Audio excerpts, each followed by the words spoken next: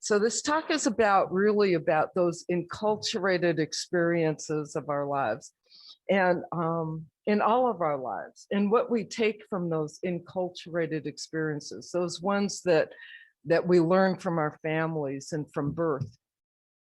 For example, one of my mom's favorite things to say to me was, you dumbass, because I didn't always think things through, right? I kind of get this idea and then I go charging forward, or I say things and I do things, and she would always just shake her head at me and pop me in the head and go, "You dumbass," like that. And so I have that's enculturated in me, right? That phrase pops up more than I would like. And so this is about how these experiences shape us and change who we are, and what it is that we tell ourselves from those experiences. What kind of wisdom do we gain from positive or negative experiences in our lives? So there's a couple of examples I'm going to share with you. The first one, I was about 13 or 14. I'd been drinking, and I was alone in a restaurant in Bemidji, Minnesota. It was in the middle of the night, and I was eating French fries and gravy. That's a staple in Minnesota. And some girls walked in that were from a neighboring area, and I said something I should not have said. And they just put their heads down, went to a back booth, and I forgot about it. I finished what I was doing and I left, and they followed me outside and literally beat the crap out of me. And I remember thinking, that was a stupid thing to say, "You dumbass," right? So it's not even that what I said that I thought it was wrong, right? It was just not strategically smart at that moment in time. I didn't think it through. So no real wisdom from my mom on that experience. Another one came at my wedding in September of 2000. There had been many red flags in this relationship. Didn't pay attention to one of them. My friends didn't support this relationship, and they told me so and didn't listen to them. My mom and my sister came to Albuquerque for the wedding. And my partner, Sylvia, was from a different class background. And her mom was a professional in human services, and her mom life partner was a doctor. And they owned a lot of land, and they had several cottages on the land. And if you remember any of my story, I grew up poor, rural, northern Minnesota. So my friends from out of town and my mom and my sister stayed on their land in one of the cottages. And my mom and my sister weren't comfortable in the environment at all, but they were polite, probably over polite, because they weren't familiar with that kind of environment. Well, to make a long story short, Sylvia's family didn't treat my mom and my sister very well. And there was some tension at that wedding, let me just say, on top of everything else. But like my friends, they just bit their tongues and supported me because this was my decision. About 3 months later, my new wife took off with her karate instructor.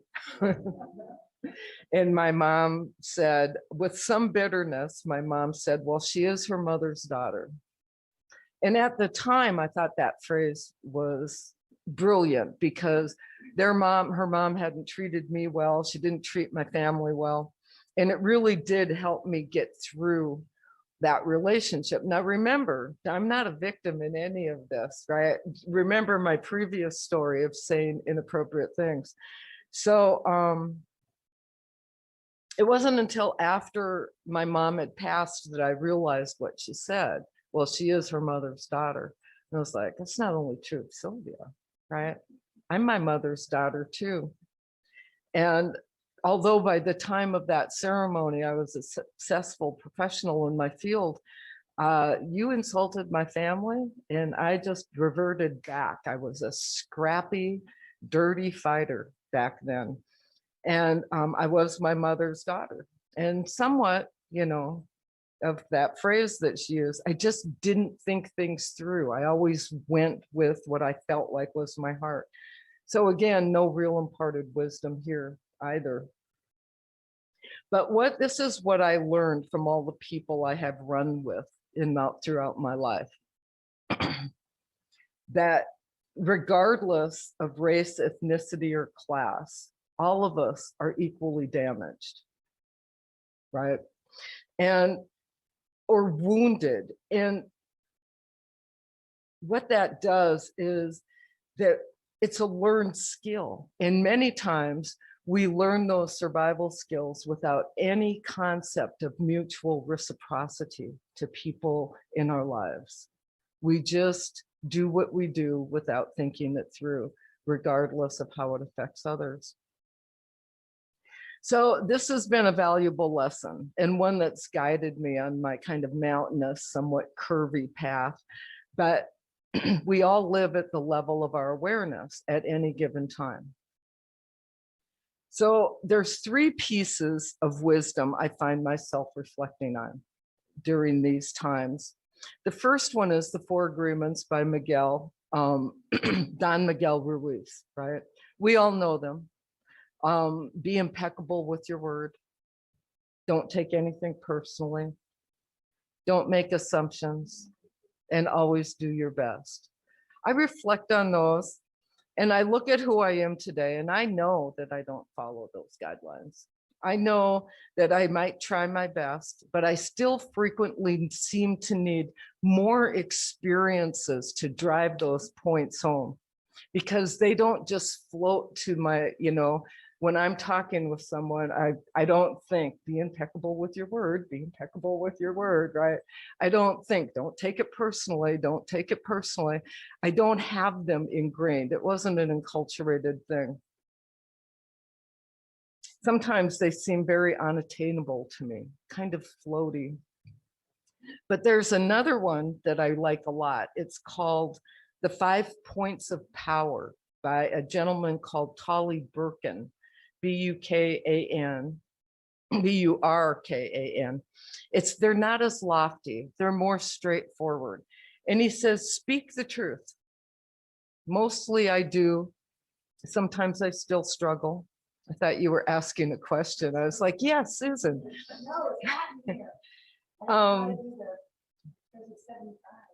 The second one just says, ask for what you want.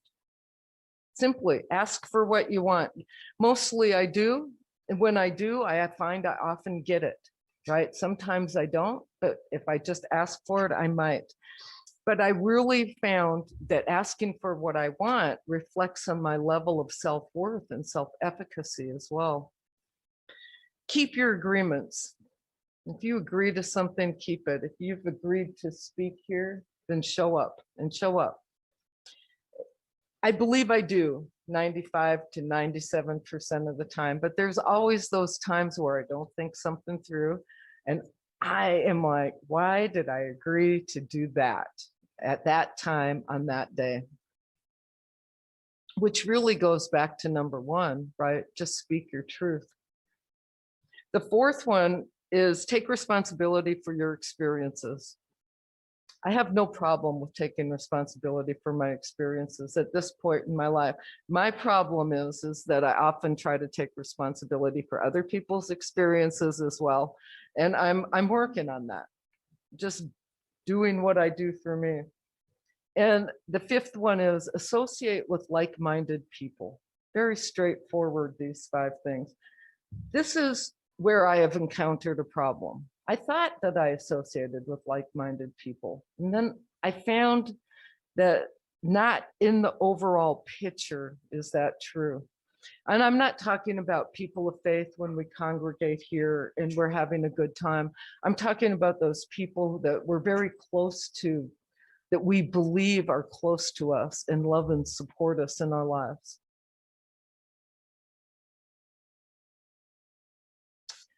I'm going to say it. I'm going to say the big E word. I have expectations of my friends.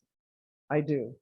My teacher and mentor, Katherine R.B, has often told me I expect people to treat me like I try to treat people. And I find that that's not always true.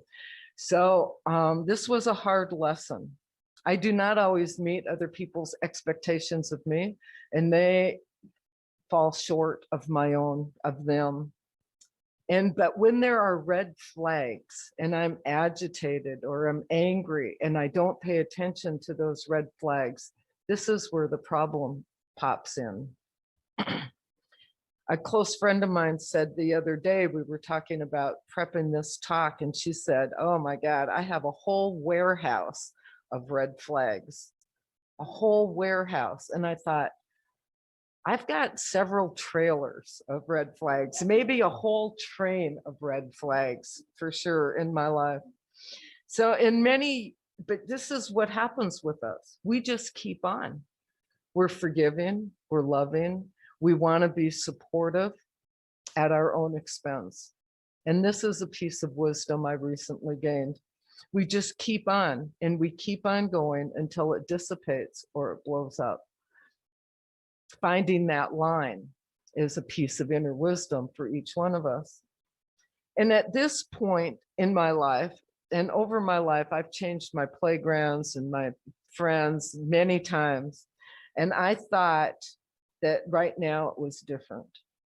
I so wanted it to be different. I believed that I had found people in my life that reflected me. Well, many years ago, a minister told me that we reflect the 5 people that we spend the most time with. And if you are unhappy with those people, then look at who you are, right? And I really did that. And I changed my playground at that time as well. And I have to wonder why the people in my life reflect my level of self-worth from my past. Those things that have been enculturated in me, why I still let people in. What is it that's going on for me? Who have I surrounded myself with over this past year and a half is my question. So I had a motorcycle accident a couple months ago. That experience changed me. It absolutely altered my perception of my life and the people in my life. And I think this is what trauma does to us. I'm not going to relate the accident, except to say that one of my friends was seriously hurt, and I laid my bike down, but I wasn't seriously injured. However, this unavoidable life experience led me to another slice of self-wisdom. This inner wisdom, which I previously did not possess.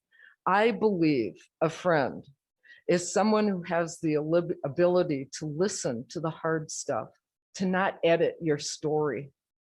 I believe a friend is not someone who tunes you out for something that they don't want to reflect on or don't want to hear.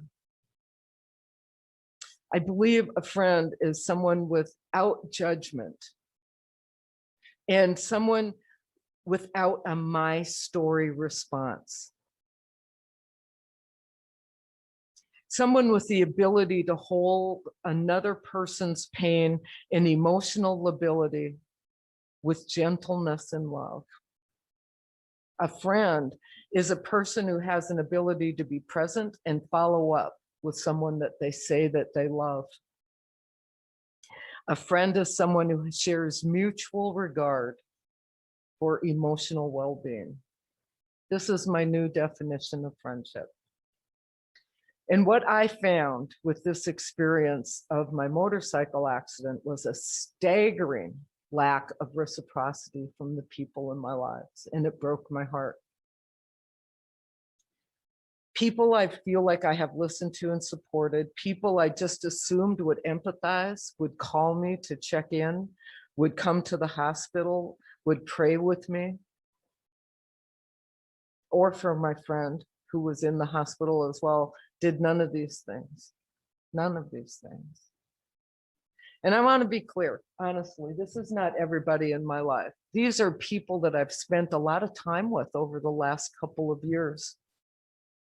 And what felt to me, what had happened, it felt like betrayal. over and over again. I felt like I was betrayed by people I went to school with, people I trained with, people we went through practitioner and ministerial classes with. And what I found is that friends of faith, we all have differing definitions of faith and, you know, our spiritual experiences and of friendship. I thought it was all the same. I believe when we're told that we are all one, there's one spirit, one life, one presence, right? I believe that. So what I found is that I did not know the people in my life as well as I thought. That is on me. I didn't search those things out. I did not trust my intuition early on in the relationships. That is on me as well. I saw a red flag and I ignored it. I did not pay attention to those red flags and the lessons I learned about who I need to trust. I need to learn to trust myself. This is the wisdom. Trust you. Trust yourself. This is not about them. The majority of those people, I still honestly believe, are loving, caring, good people, but they are not good for me. There's a loss in my life, but that loss is already filling with people from my past that I've let go of and new people who come in when we open. I know this awareness is not about judgment, it's about discernment. And that this wisdom that I've gained through this life experience, my self-worth means more to me than being a weekend friend. That's another piece I learned. I wanted, I expected, I needed more, and I sought empathy and comfort from people who were not able to provide that. And the people I didn't call because I don't know why, because I wasn't worthy of them, they're the ones that have continued to stay present in my life and say to me, why didn't you call me? Right? And I realized why I didn't feel worthy. And that's because of my enculturated experiences. These lessons continue to go on. I can hear my mom in me saying, you dumbass. But and now I can see the red flags, but because I didn't have it, I didn't know. It's that thing. If you don't know the questions to ask, you can't ask the question. You just feel the flag, but you don't know what to do with it. I know now. I had not enacted clear boundaries because I wanted to be a loving, compassionate, patient, understanding, selfless friend. And I lost myself somewhere on the way to ministerial sainthood. It's not really who I am all the time, just like I can't always follow Don Miguel Ruiz. We cannot shortcut the process. It's just a different place, a different time, a different life event, and similar experience. The truth is, I had not lost myself. I had just lost the context of who I am and where I was going. We cannot shortcut the process and receive wisdom like a gift from someone we deem wise.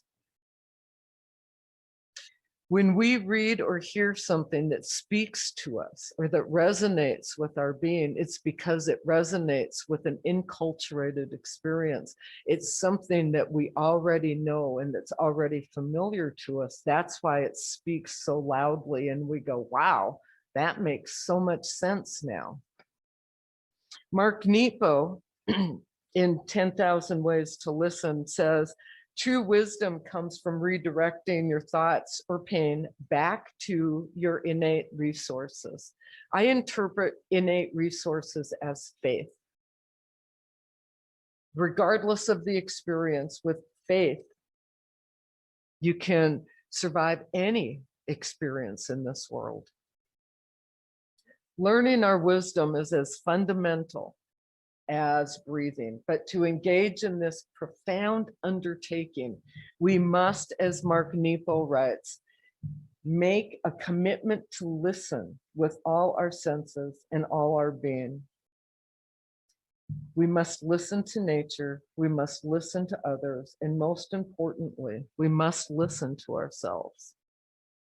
Be present for your friends and stay with them as they travel on their paths of confusion, grief, or trauma. Support them as they find their way and check in with them and let them know that they are loved and not alone in the world. Our wisdom comes from our experiences and it's triggered by our words. It's triggered by our words and our statements to others as we strive to understand and make sense of the world around us. This journey is not solitary, and we all want acceptance and belonging. Wisdom does not belong to anybody. That's the key. And no one can give it to you. You can read it and you can listen to others that you believe are wise, but until you open to who you are, to how you treat yourself and others, those chords, I believe, that are struck by those words will lie dormant in your soul until you open. Just like Don Miguel Ruiz does for me. It's in there, but it's not going anywhere. I know that I probably have read this Mark Nepo quote to you before. Facing our inner divisions is the first step to knowing where we need to rejoin ourselves. You cannot set bone until you know where you are broken, and you cannot set upon the journey of individuation, of becoming a whole person, until you know where and how you are divided. Alicia Moore, better known as Pink, in her latest recording, All I Know So Far, saying this: there is only one way you can become truly free. It lies in the power of when I become me. There's only one way you can become truly free. It lies in the power of when I become me. And finally, if you say you are a friend, be a friend. If you want better people in your life, then you have to let go of the people who aren't good for you. New people will be there when you're ready to open and when you're ready to put yourself out there. Reach inside for the wisdom deep within you and trust yourself. Have faith and dive in. You will find yourself in the process. I have one more thing I would like to read to you. I feel like I might be going a little long. This is from 1978. It was published in the year that I got clean and sober. It's by Susan Griffith. And it's called The Wind. Yes, they say our fate is with the wind. The wind? Yes, they say when the wind blows this way, one thing will happen. And when it blows the other way, something else will be. Something else will be? Yes, these are the questions. Does the wind blow for us? This is what we must ask. Are we ready for this wind? Do we know what this wind will bring us? And will we take what the wind gives, or even know what is given when we see it? Will we see? Will we let the wind blow all the way through us? And will the wind know us? These are the questions to ask. When the wind calls, do our whole bodies listen? When the wind calls, will the wind sing to us? And will this wind come inside us? Will it take from us? Can we give to the wind what is asked of us? Will we let go? Are we afraid of this wind? Will we go where we are afraid to go? And will the wind ask us? This is the question. Are we close to the wind? Will the wind ask much of us? And will we be able to hear the wind singing? And will we answer? Can we sing back? This we ask. Can we sing back, and not only sing, but in clear voices? Will this be, we ask? Will we keep on answering, keep on with our whole bodies? And do we know why we sing? Yes, we will know why. Yeah.